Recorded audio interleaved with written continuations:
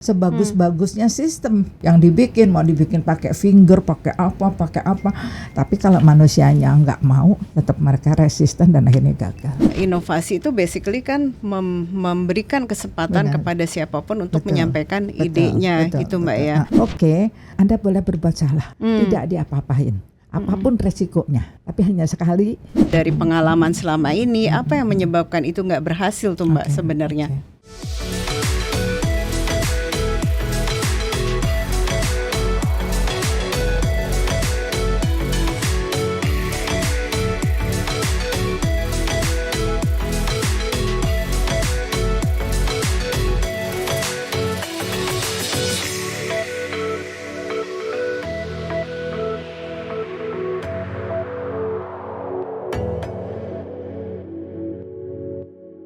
Halo rekan Naker dan sahabat GNIK, senang sekali ketemu lagi di Productivity Talk kali ini. Saya Reni Wiryandani dari GNIK. Kita akan membahas topik yang sangat penting gitu dan banyak sekali dibicarakan sekarang ini karena sangat relevan dengan tantangan yang kita hadapi sekarang ini. Dan topiknya itu tentang psychological safety sebagai fondasi dalam kita melakukan proses perubahan atau change management. Di dunia yang sekarang ini yang terus berubah, pastinya banyak sekali organisasi yang harus melakukan berbagai perubahan, change management tadi gitu ya, melakukan transformasi. Tapi tidak banyak dari organisasi itu yang berhasil gitu. Bahkan cukup banyak yang harus mengalami kegagalan atau tidak mencapai hasil seperti yang diharapkan. Banyak sekali penyebabnya, bisa jadi mungkin karena proses persiapan dari perubahan itu sendiri yang tidak disiapkan, pola komunikasi ataupun leadership gitu yang berperan di sana. Gitu ya. Nah, untuk membahas lebih dalam terkait dengan topik yang sangat menarik ini, sudah hadir bersama saya seorang narasumber ahli di bidang psikologi organisasi, Mbak Wustari L. Mangunjaya. Mbak Iwus ini kebetulan dosen saya pada saat di psikologi Fakultas Psikologi Universitas Indonesia. Saya biasa memanggilnya Mbak Iwus, jadi saya izin untuk panggil Mbak Iwus ya. Silakan, Mbak Iwus, terima kasih sekali udah hadir pagi ini, gitu Mbak ya. Mbak Iwus ini kalau orang di psikologi industri organisasi tuh nggak semuanya hampir kenal lah dengan Mbak Iwus gitu ya. Tapi sekaligus yang menarik bukan cuman akademisi tapi juga praktisi ya Mbak ya, pernah membantu banyak perusahaan semen, telkom, kemudian juga Mbak Iwus aktif di lembaga manajemen atau konsultan ya milik Mbak Iwus sendiri gitu. Sekali lagi terima kasih Mbak, kita membahas topik yang ini banyak banget diomongin gitu ya, psychological safety.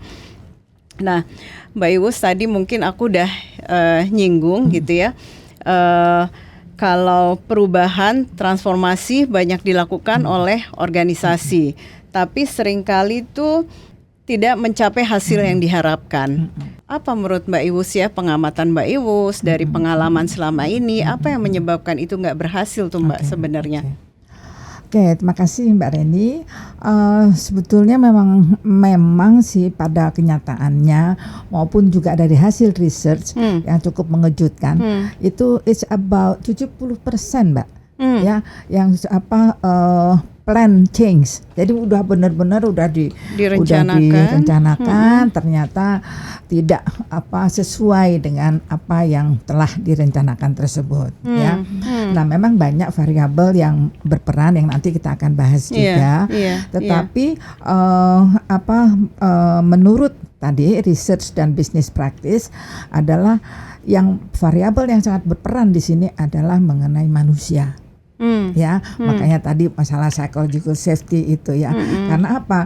Karena manusianya di sini sebenarnya mereka belum siap ya dalam menghadapi perubahan. Mindsetnya selalu berpikir terlebih dahulu adalah what's in it for me. Dari manusia itu sendiri. Apa yang akan saya peroleh dengan adanya perubahan ini? Kalau dianggap tidak menguntungkan, ya ngapain untuk ini berubah? Nah, di sisi lain, karakteristik dari perubahan organisasi itu sendiri juga membuat para karyawan malas untuk ikut. Karena apa? Pada umumnya pada kondisi perubahan organisasi itu banyak sekali terdapat istilahnya kekacauan komunikasi, rancu, nggak jelas mau ini kemana. Juga kemudian ketidakpercayaan terhadap manajemen. Tadi ini buat apa sih? Padahal buat untungnya manajemen aja, ya. Nah, ketidakpastian udah pasti, ya, uncertainty. Nah, ini semua mengakibatkan kecemasan. Nah, jadi inilah yang akibatnya tadi, makanya jadi nggak berhasil, ya. Sebagus-bagusnya sistem, ya, yang mau dibikin pakai finger, pakai apa, tapi kalau manusianya nggak mau, tetap mereka resisten dan akhirnya gagal. Tadi kalau bicara faktor manusianya, manusia di dalam satu organisasi kan bisa pegawainya atau pimpinannya gitu. Apakah dari pengamatan dan pengalaman atau bahkan research gitu, variabel mana tuh Mbak yang lebih menentukan sebenarnya gitu? Berdasarkan penelitian saya dan juga pengamatan, ya, itu ada 5 variabel, tapi yang paling penting adalah 2, pemimpin dan pegawai. Pegawai itu sendiri. Ya. Nah, yang lainnya adalah, yang pertama adalah tentang kontennya, dalam artian perubahannya itu mau dilakukan di mana? Di mana? Kalau di bidang misalnya, apa gitu maksudnya? Kalau kontennya itu gede, jadi misalnya merger, akuisisi itu kan besar sekali, the whole organization, maka otomatis resistensinya kan juga lebih tinggi, ya, the content of the organizational change-nya. Terus yang kedua adalah prosesnya. Ya, di sini yang sering kali gagal maunya kita sistemnya tuh sistem Bandung Bondowoso, Loro Jonggrang, buru-buru, cepet-cepet. Benar, maunya berubah kapan, harusnya kemarin. Kan nggak bisa, karena kan ada suatu tahapan, ya, sosialisasi dan sebagainya, ya. Nah, yang ketiga juga masalah konteks, ya, termasuk budaya organisasi, iklim organisasi, gitu, ya. Nah, itu juga kalau nggak sesuai itu juga bisa menghambat. Tapi balik lagi, pemimpinnya kayak apa, ya, betul. Pemimpinnya seperti apa? Saya melakukan penelitian 3 tahun, Mbak, ya, yang dituntut dari pemimpin perubahan adalah lebih kepada bukan implementer tetapi coach. Ya, itu ternyata seperti peran itu, ya, dan culture itu juga berperan. Dan yang paling penting lagi tadi, balik lagi manusianya, karyawannya. Ya, jadi sebagus-bagusnya sistemnya semua ininya, tapi kalau karyawannya nggak mau, ya, disinilah makanya pemimpin itu juga harus bisa menyesuaikan, ya, kayak komunikasinya, ininya juga dengan karyawan, karena di setiap budaya ternyata beda. Budaya organisasi atau budaya organisasi maupun budaya daerah tersebut. Budaya daerah satu wilayah, betul, satu negara, betul, gitu, itu mempengaruhi. Ya, penelitian saya, ya, saya lakukan di 33 ini tempat, itu sama-sama di Jawa, ya, sama-sama di Jawa, di Jogja sama Semarang sama Solo beda. Jadi padahal sama-sama Jawa Tengah, ya, Mbak, ya. Ya. Menarik. Jogja sama Solo lebih kepada implementer. Sedangkan Semarang, Surabaya lebih suka yang coach. Kira-kira kenapa? Apa tuh, Mbak? Ya, karena Jogja sama Solo kan ini kerajaan, ya. Karena jadi mereka terbiasa untuk Sabdo Pandika Ratu. Apa yang diikuti. Jadi, sedangkan kalau Semarang, Surabaya lebih pada mereka lebih asertif, lebih sehingga lebih suka gayanya yang coach. Itu antara lain pada waktu melakukan perubahan. Menarik sekali. Belum lagi kalau bicara itu tadi sama-sama Jawa Tengah, apalagi kalau itu satu organisasi beroperasi di wilayah yang sangat beragam, Manado, Ya, saya lakukan itu di mana-mana di Jakarta, di mana di Papua, di Bali. Saya kasih bukunya deh. Iya. Jadi insight yang menarik untuk organisasi pada saat akan menerapkan perubahan gitu tadi Mbak Iwus. Jadi ada 5 paling tidak variabel kalau yang saya ingat. Pertama tentang skala perubahan itu sendiri. Kalau makin besar ya pasti makin menimbulkan tadi kecemasan yang lebih besar gitu Pak. Terus resistensinya menjadi lebih besar. Kemudian ada sisi waktunya juga gitu. Kalau yang buru-buru sama prosesnya, ya memang secara prosesnya itu juga akan menentukan gitu. Yang ketiga konteks yang dari perubahan ya ini juga yang perlu disampaikan pasti Mbak ya kepada pegawai tadi. Kemudian tentu saja peran pimpinan yang tadi Mbak Ibu sudah ternyata risetnya juga ada banyak bahwa gaya kepemimpinan satu daerah dan daerah lain yang dibutuhkan oleh penerima perubahan juga berbeda-beda gitu ya Mbak ya. Yang terakhir tentu saja ada budaya di sana termasuk tadi mungkin ya budaya mempengaruhi pendekatan yang paling tepat. Paling penting penting penerima perubahan itu sendiri yang menerima dampak gitu, people ataupun dalam hal ini pegawai gitu ya. Mungkin itu masuk kali ya Mbak, kecemasan muncul sehingga ada yang namanya psychological safety. Apa sih Mbak sebenarnya? Kalau Mbak menjelaskan apa sih psychological safety? Apa yang disebut dengan psychological safety? Sebenarnya yang namanya psychological safety itu satu istilahnya lingkungan. Kalau kita mau ngomong biasanya di pekerjaan ya, satu lingkungan kerja di mana individu itu selalu akan merasa aman pada waktu memberikan pendapat, memberikan ide yang barangkali berbeda atau memberikan kritik atau ngaku salah. Mereka nggak akan takut akan diberikan sanksi gitu ya. Jadi mereka akan merasa bahwa this is me gitu ya, merasa dirinya sendiri. Bisa menjadi dirinya sendiri. Betul. Jadi rasa aman bukan ancaman dari ini tapi aman psikologis gitu ya untuk melakukan ini. Dan ini manfaatnya besar sekali. Apa aja tuh Mbak? Kalau pasti banyak researchnya kan ya antara yang di perusahaan itu ada psychological safety betul, dibanding dengan yang tidak gitu ada sama sekali. Itu kan orang-orang yang mau ngomong aja takut gitu ya Mbak ya. Terus nanti saya kalau ngomong gini atasan saya nggak suka, terus saya gimana gitu kan. Nomor 1 dengan adanya lingkungan yang penuh keamanan psikologis tadi itu mengurangi stres Mbak. Itu banyak risetnya ya padahal pasti kan ya. Sekarang kan kita kan kesehatan mental nih betul. Jadi kalau ketakutan mau ngomong tak salah ini mau nggak mau kan jadi stres. Nggak pakai itu aja kerja tuh udah stres ya Mbak, ditambah lagi mau ngomong aja susah gitu. Kedua dengan kita feel free untuk ngomong, mau nggak mau kreativitas kan kita akan meningkat. Ya kan kreativitas meningkat, inovasi gitu ya. Terus mau nggak mau berpengaruh juga dong pada produktivitas kan pada akhirnya. Nah ada satu contoh ya, waktu itu ada suatu perusahaan, saya lupa namanya, tetapi dia yang membuat itu loh kayak rumah remake gitu kan yang dalam sekian jam gitu ya, adu cepat lah gitu ya, membuat apa sih istilahnya gitu ya, membuat makeover gitu ya, rumah gitu ya. Tapi rumah itu ada apa istilahnya, ada kompetisi ya. Nah supaya menang ya mereka budayanya kata si manajemennya bilang oke, Anda boleh berbuat salah, tidak diapa-apain apapun resikonya. Tapi hanya sekali, maksudnya sekali pada kesalahan yang itu. Kalau kesalahan yang sama diulang ya itu nggak boleh. Ya, nah, tapi hal ini akhirnya membuat mereka benar-benar untuk nggak apa-apa kok, nggak perlu takut salah. Ya.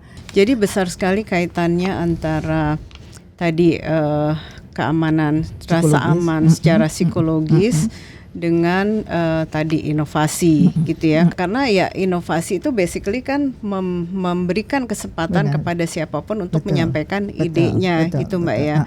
Kemudian juga dengan well-being ya Mbak ya, tadi dengan ya. Tadi orang well-being kan dia mental health, mau nggak mau kan merasa stres terus, akhirnya kerjaannya GERD ya, hipertensi, hal-hal itu yang kadang-kala tidak disadari oleh mereka.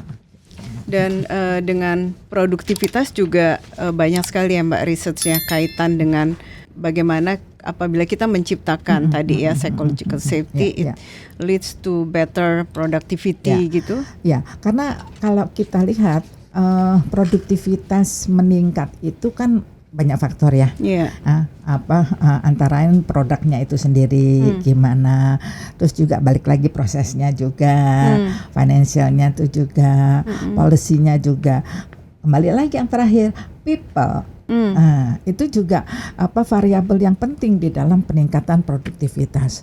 Nah, kalau people-nya tadi balik lagi dia tidak merasa aman secara psikologis, ya, bagaimana dia akan merasa well-being? Ya, bagaimana dia juga bisa menghasilkan produktivitas yang baik.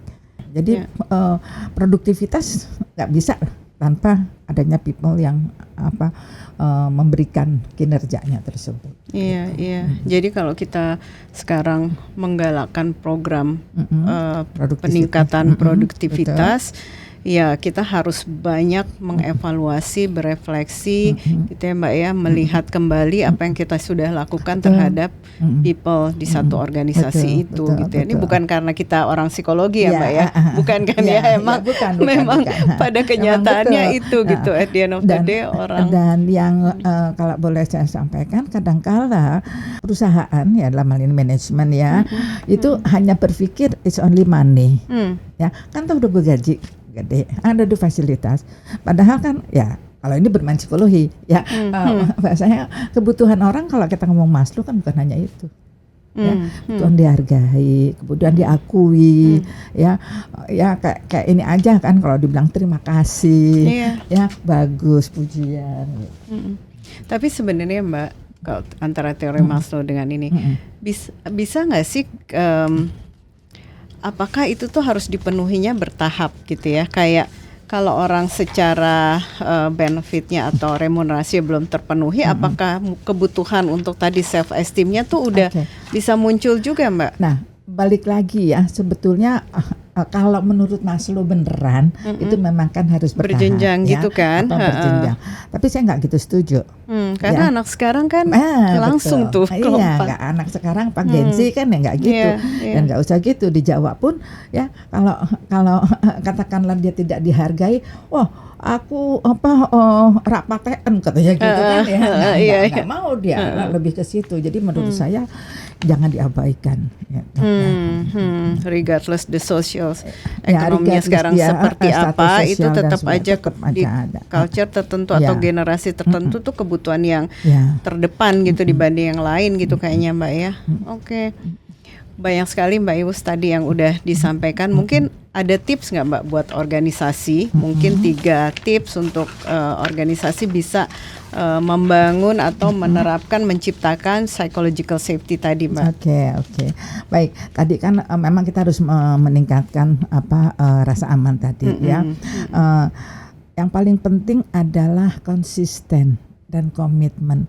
Jangan jadikan itu hanya sebagai jargon. Jadi di sini aspek pemimpin memang penting. Ya, pemimpin di sini jangan sensitif. Jangan terlalu sensitif. Tipis kuping ya kadang-kadang bilangnya. Saya beberapa kali ngasih saya kan sering melakukan OD ya. Nah, ada feedback anonim padahal ya tentang pemimpinnya. Wah, marah. Nah, gimana mau merasa safety ya kalau dikasih feedback juga nggak mau gitu ya untuk itu. Dan juga jangan lupa diberikan barangkali kalau belum terbiasa diberikan reward bagi yang bisa memberikan pendapat, ide yang bagus ya. Sehingga kan orang juga nggak berani gitu ya, gue nggak dimarahin kok gitu ya, malahan justru dikasih reward dan sebagainya. Mungkin sebelum kita tutup ada statement terakhir dari Mbak Iwus untuk Rekanaker dan sahabat GNIK, Mbak, terkait dengan psychological safety dan juga kaitannya dengan tadi well-being, produktivitas. Oke, dua ya, yang satu untuk organisasi, yang satu untuk individunya. Ya, nah untuk organisasi balik lagi saya mengulangi lagi bahwa pentingnya untuk menciptakan lingkungan yang penuh dengan keamanan psikologis, which is not just jargon. Ya, workplace well-being itu termasuk di dalamnya keamanan psikologis. Ya, nah sedangkan kalau untuk individu dalam arti karyawan, mulailah berani bersikap asertif, mengupayakan dengan tetap mengikuti azas-azas sopan santun. Nah ini yang kadang-kadang kan Gen Z asertif tetapi jadi nggak diterima. Iya, kadang-kadang memang caranya itu yang menentukan ya Mbak. Kepada caranya aja. Ya. Itu Mbak Reni. Oke. Terima kasih banyak Mbak Iwus, waktunya pagi ini. Saya yakin di antara kesibukan yang begitu banyak itu Mbak Iwus sudah berkenan berbagi dengan Rekanaker di sini dan juga sahabat GNIK.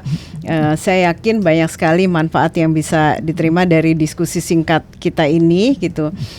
Jadi teman-teman, tadi Mbak Iwus sudah menyampaikan untuk bicara produktivitas nggak bisa lepas dari bicara people-nya. People adalah yang utama. Pada saat kita bicara melihat lebih dalam tentang kebutuhan manusia gitu ya, di sana pada saat kita bicara produktivitas, bagaimana peningkatan produktivitas menciptakan well-being, yang paling utama adalah ternyata itu psychological safety yang perlu di-create dari awal. Tadi ada tips yang sudah disampaikan gitu ya, mudah-mudahan ini menjadi insight, masukan bagi teman-teman untuk bisa sekarang ini jadi lebih paham apa itu psychological safety, kenapa penting dan kenapa dan bagaimana cara menerapkannya. Terima kasih banyak sudah mendengarkan ini, semoga memberikan manfaat dan sampai ketemu lagi di Productivity Talk yang berikutnya. Jangan lupa subscribe, like, dan komen. Terima kasih.